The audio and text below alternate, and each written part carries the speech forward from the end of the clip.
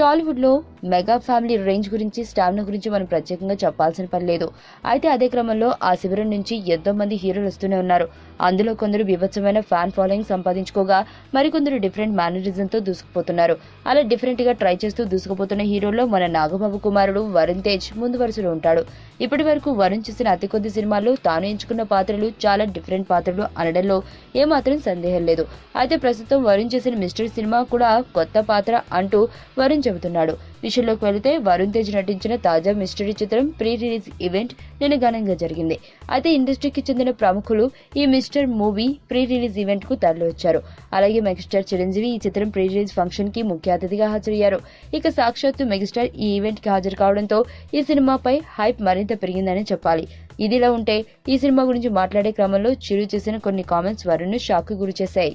ఇంతకీ ఆ కామెంట్స్ ఏంటంటే, ఇప్పటి వరకు వరుణ్ తేజ్ చాలా భిన్నమైన చిత్రాలను సెలెక్ట్ చేసుకుంటూ తన కెరియర్ ని చక్కగా ప్లాన్ చేసుకుంటున్నాడని చెబుతూనే కంచె లోఫర్ తో పాటు ఇప్పుడు వస్తున్న చిత్రం మిస్టర్ కూడా విభిన్నమైన చిత్రం అని చిరు అన్నారు.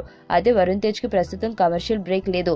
కమర్షియల్ చిత్రాలను సెలెక్ట్ చేసుకుంటే కమర్షియల్ బ్రేక్ వస్తుందనేది బేసిక్ ఫార్ములా. కానీ వరుణ్ తేజ్ తన కెరియర్ ప్రారంభం నుంచి కొత్తదనంకి ప్రాధాన్యత ఇస్తూ రావడంతో తనకి కమర్షియల్ బ్రేక్ దూరంగా ఉంటూ వస్తుంది. ఇకనైనా వరుణ్ తేజ్ కమర్షియల్ సినిమాలు చేస్తే మంచిదని చెప్పడంతో వరుణ్ తేజ్ ఒక్కసారిగా షాక్ అయ్యాడని అంటున్నారు. అయితే వరుణ్ తొలి సినిమా ముకుంద టైంలో డిఫరెంట్ జోనర్ సినిమాలు ఎంచుకోమని చెప్పిన చిరు కమర్షియల్ సినిమాలు చేయమనేసరికి ఆలోచనలో పడ్డట. అది మ్యాటర్.